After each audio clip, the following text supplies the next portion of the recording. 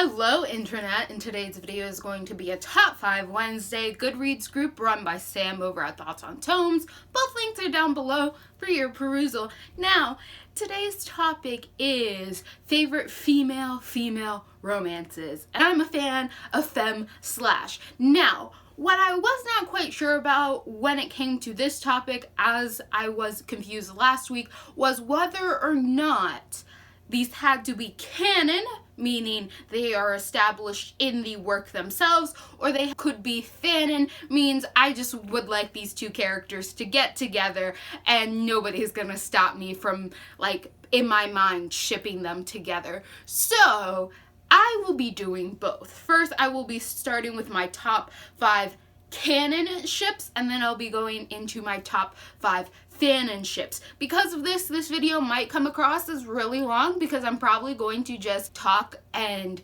explain my ships, why I love them, why I would prefer them, and whatever reason. So you're just going to be listening to me gush about different ships that I like.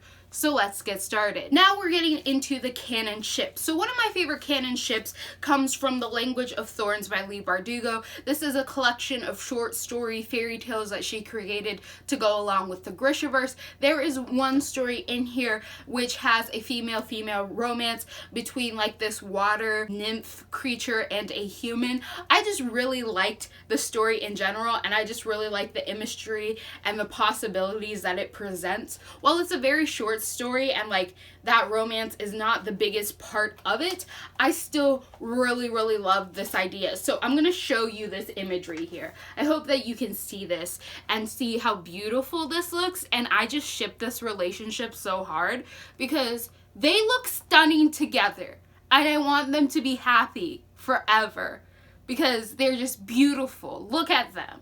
They're gorgeous. They deserve each other. Like, it's such a beautiful story and a beautiful looking relationship that I love it. Okay, I love it. Number 2 is going to go to Of Fire and Stars by Audrey Coulthurst. This is a book about two princesses falling in love. One princess is originally betrothed to the prince of another kingdom, except she ends up falling in love with the princess of her betrothal's kingdom. So it is like a slow burn up into the point. So I really like this romance because I like how they differ in a lot of things, but how they unintentionally complement each other. These two girls start off not really liking each other and having some sort of distaste based on assumptions, and then they slowly come together and have to work together. They slowly start to realize their attraction for each other until one day this slow burn just like rages into a bonfire and they cannot contain themselves. And I just really like seeing these two slowly grow in attraction, not really like acknowledging it. Like sometimes you're just attracted to people and you're not really fully acknowledging it, and then just one day it hits them and they're like, oh my gosh, I really like this girl and I want to marry her.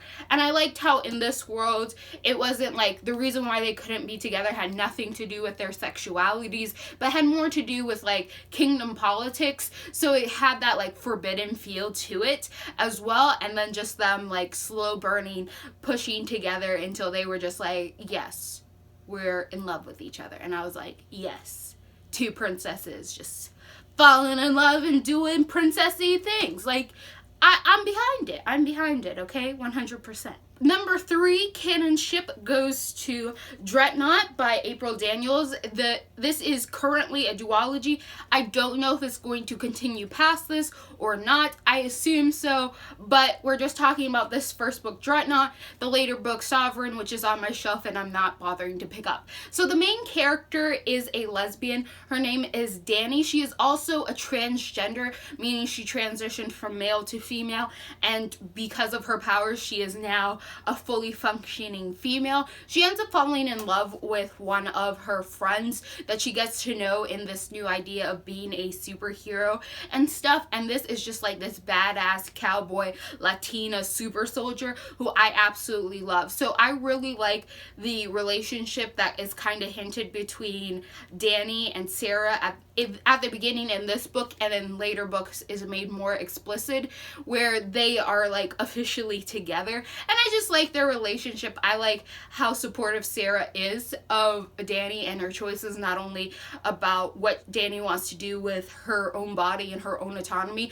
but how Danny chooses to be a superhero, and that Sarah's very supportive wherever she can be, but that Sarah also has like her own insecurities, and Sarah's just like her own person as well. And I like how like they're very different people, but like how they work together and they sort of like balance each other out in the end. And I just like this idea of two like super badass heroes like working side by side and being in love with each other, because that's like appealing to me. So that is one that I really like. And I also might be jealous because I really like Sarah, and I kind of wish I had a Sarah in my life because I just think she's like really cool. So that's another reason why I like this ship. Ship number 4 has to go to The Tiger's Daughter by Kay Arsenault Rivera. This is my number 1 femme/female ship. Like, canon, I love this so much. Like, this is my favorite, okay? No lies, you probably have already realized if you've watched any of my other videos in which I talk about this book. I really love this book. This is about 2 badass female warriors that are in ancient Asia. They are destined to be together. They end up falling in love, and their like lives are entangled with each other. They're unashamedly in love no matter what everyone else says. And they're just like really badass. Like, they're there for each other 200%.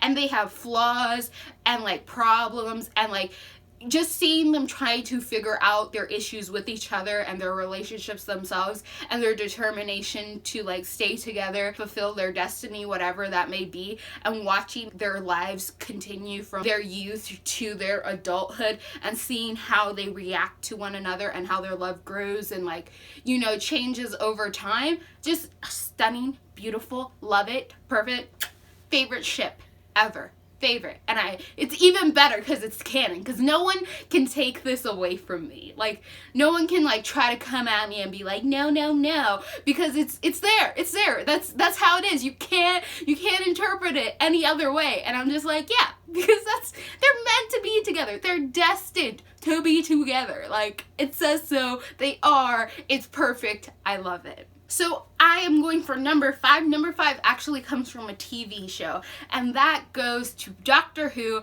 with Madame Vestra and Jenny. And I just really like this relationship. I love how like Madame Vestra is just like a very proper sort of Victorian lady, and Jenny is like just very young and sort of innocent, and like how their relationship works, but then like they're 2 badass characters together, how they're supporting each other and how much they love each other. It's just like everything around them. I just love it so much. I love it so much. I also like when like Madame Vestra, because she's like always usually so proper, when she makes like innuendos in the course of like the show when you see her and Jenny together, and I'm just like, oh my gosh, like, anybody remember that scene where Madame Vestra has like this portrait up and like she's like drawing on it and Jenny's like, ooh, like doing some like sexy pose, and she thinks that Madame Vestra is like painting her. Madame Vestra's working on a case, and she's just like, I just like that you're gorgeous and you give me so much inspiration by being beautiful. And I'm just like, I love that Madame Vestra does that all the time. It just like, it like hits me. I'm just like, oh my gosh.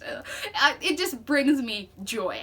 And then the last one I'm going to mention, because how could I go through this without mentioning any of the ships in here? Like, I forgot this last video on favorite male romances, and I'm so ashamed of myself. But Sense8. It's a great TV show, and you all should watch it because it's amazing. But for this, I'm going with the Nomi Amanita ship in that. Nomi is a transgender female as well, very much like Danny, and Amanita is her girlfriend. They're in this monogamous relationship through the course of the whole show. They're very supportive of each other. Like, when Nomi starts going through all of these crazy things, being a sensei and realizing she's connected to 7 other people somehow, Amanita is there 200%. Like, she does not back down. She's like, I don't care how crazy you sound, Nomi, I'm here for you.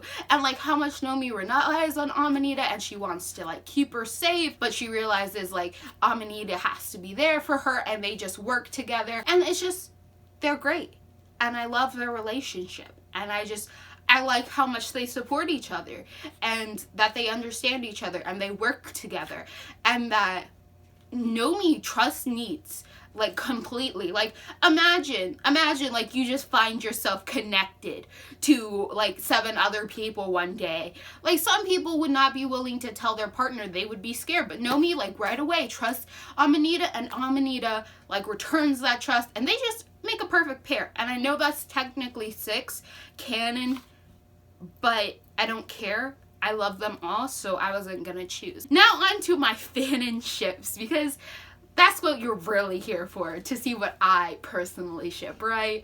I feel like that's what really makes this interesting. So let's go through my 5. My first is going to be a Harry Potter female-female relationship that I would like, and that is Jenny and Luna. And let me just say, I don't even like Jenny. I don't like Jenny. That's why I hate that epilogue, because I cannot stand Jenny and her being with Harry, because I have this weird thing where Jenny reminds me too much of Mrs. Weasley, and that's cool, but Mrs. Weasley gets on my nerves because of how she is, where she treats Sirius, and where, like, a lot of Ron's bigoted tendencies come from Mrs. Weasley. If you watch, like, remember how Mrs. Weasley treats Sirius? Like, I was not a fan of that. But I see Jenny as a mix between Harry's 2 mother figures. She kind of looks like Harry's mom with the red hair and all of that, and then she's a lot like a second Mrs. Weasley, and it always really freaks me out when, like, people marry their parents. Like, that just, it messes with my head, and, like, I can't help but, like, be kind of freaked out. So I never liked the relationship, and I know a lot of people argue, oh, Jenny's more of a character in the books, like, the movies don't do her justice, but I'm sorry. I read the books, and even when I first read the books, Jenny was pretty much a non-entity outside of being someone's sister, outside of, like, dating Harry, outside of anything. She wasn't really established as her own character. Like, I feel like Jenny was introduced so that we could get Luna.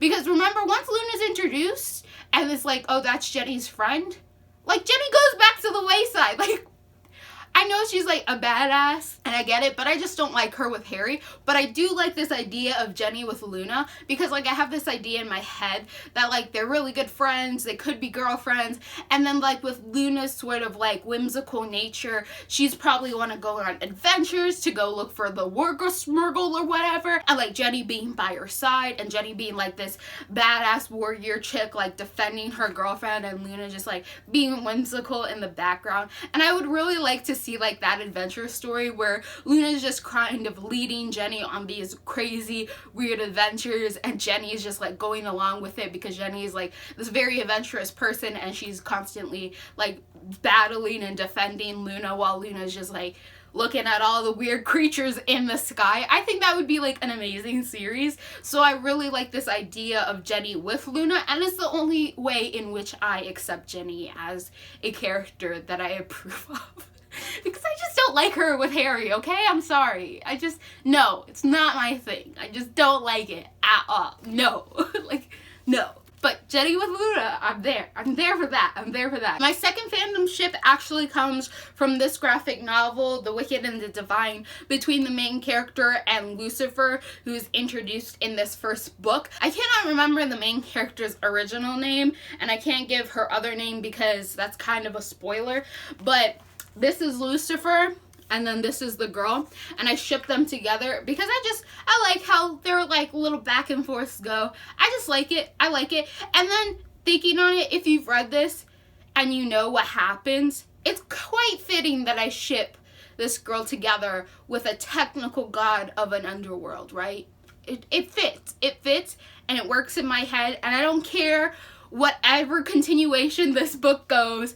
They belong together in my mind, and this girl and Lucifer all the way. And I can't even remember the girl's original name, but I swear to you, it makes sense. If you've read it, you know why it makes sense, especially given what happens in the 4th book. You know exactly why this ship makes sense, and I like it. I just like it. I just like their dynamic together, and it works for me. Fanon ship number 3 goes to Agent Carter, between Agent Carter and Angie, her roommate. I just really like Agent Carter, the TV show, and I'm still really bitter that they canceled it after 2 seasons. I know a lot of people like Agent Carter and Steve, and like that's fine and dandy, but Agent Carter can be bisexual and have a thing for her roommate, because Agent Carter is just like this really like militaristic female. She's very feminine, but she's like a spy. She's here to kick ass. She's here to take names down, and she's not taking shit from anyone. Angie kind of balances out Agent Carter and her tendencies to go too far one way and to get too wrapped up in her work and in like being this awesome badass agent, and Angie kind of pulls her back and like reminds her, and like it seems like a really great relationship. And I wish we could have seen more of Agent Carter so I could have more fodder material for my ship. But unfortunately, it didn't hit the ratings. I'm disappointed in all of you who didn't watch it. Like, that's all I'm gonna say. My fourth Fanon ship is technically canon, but isn't fully explored. So it's gonna seem really weird, but I'll explain. So in the Night Circus, it's like a game between two magicians. They're like two magicians. They've been at each other's throats forever. They decide instead of just going and attacking each other, they're going to get apprentices every so often and have their apprentices battle. And whoever's apprentice wins means that that magician is the best magician ever, because obviously they taught this apprentice how to defeat their enemy, right? So this book follows like two characters, but they're not the ones I want to talk about. In the course of this book, we figure out that one of the contortionists in the circus was actually a past participant in this game between magicians. And she mentions that her opponent that she once fought was another female, and they had some sort of relationship at one point in time, but the games broke them apart. For obvious reasons if you've read this book. But I really like that idea. It's like just something randomly mentioned. It's just like kind of in there, right?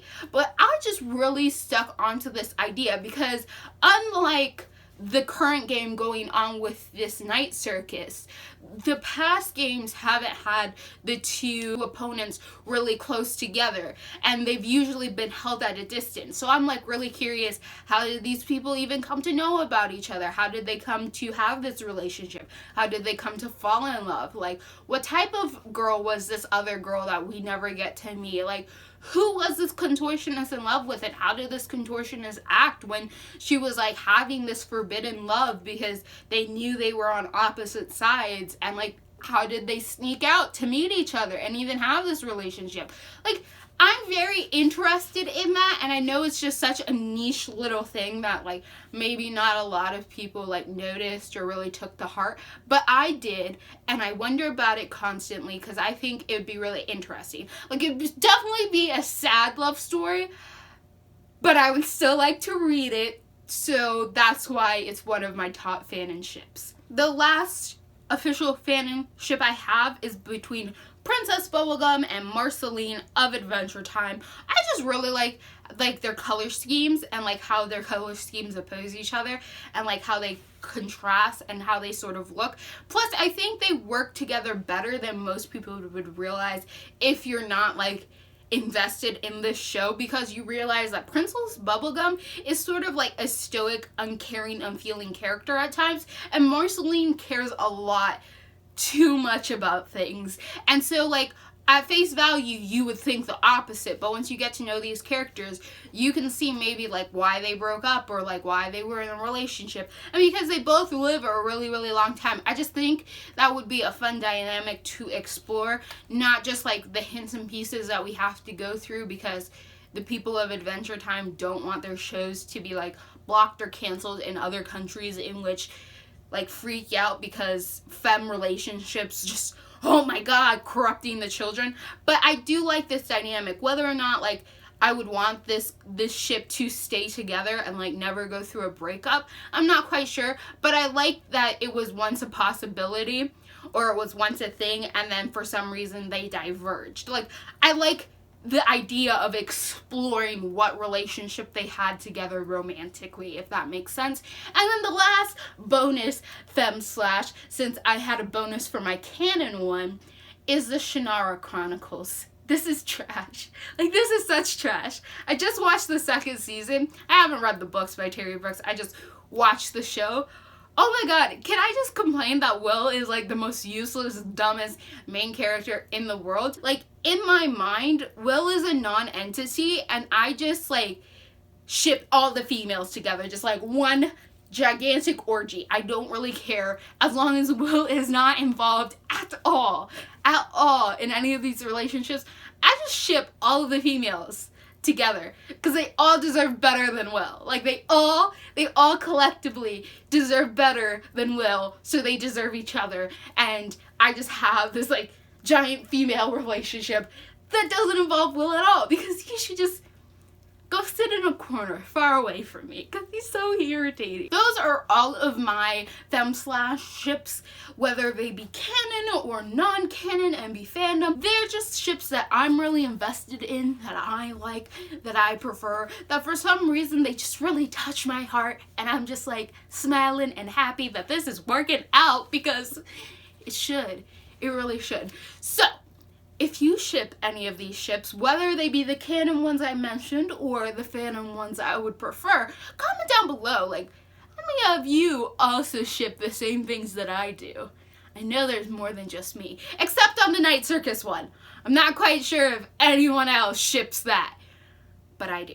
I do ship that. So, like, on any of the other ones, and even on that one, comment down below if you have similar thoughts or feelings. And if you want to come at me for not liking Harry and Jenny, don't even bother, because I'm still not gonna like Harry and Jenny. Like, it ain't gonna happen.